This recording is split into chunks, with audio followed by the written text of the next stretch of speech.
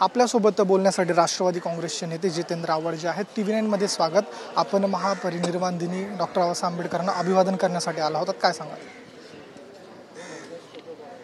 नाही, मी दरवर्षी येतो, एक तिथनं प्रेरणा मिळते लढण्याची,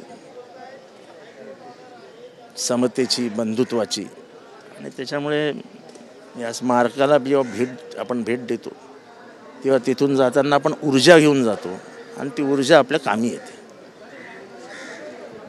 आज देवेंद्र फडणवीस इथे आले होते। अनेक वर्ष इंदू मिल स्मारकाचा प्रश्न आहे प्रलंबित, त्यांनी सुद्धा मान्य केले, याला उशीर होत आहे। हा प्रश्न अनेक दिवसांपासून सुरू आहे, याबद्दल नाही, ते लवकरात लवकर पूर्ण करतील अशी आशा बाळगूया।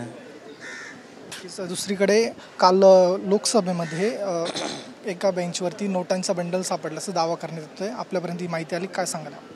नाही, माझ्याकडे काय नोटा पण आल्या नाही, नोटांची बंडलं पण आली नाही। राहुल गांधी हे मार्कडवाडी जे गाव आहे सोलापूरमधून, इथून लॉंग मार्च काढताय EVM विरोधात, त्यावर काय सांगा?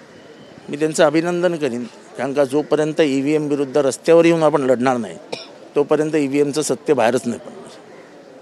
दिल्लीमध्ये पुन्हा एकदा शंभू बॉर्डर आता शेतकऱ्यांनी जमायला सुरुवात केली आहे, तिथे इंटरनेट बंदी आणि 136 लागू करण्यात आलं।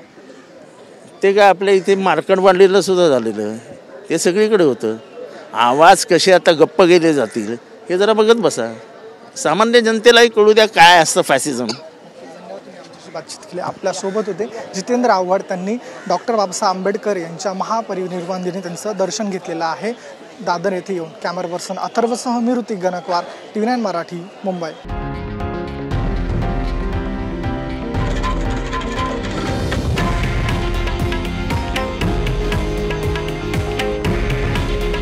हे आहे देशातील नंबर 1 न्यूज नेटवर्क आणि आपण पाहत आहात TV9 मराठी। काळजी तुमची, हित महाराष्ट्राचं।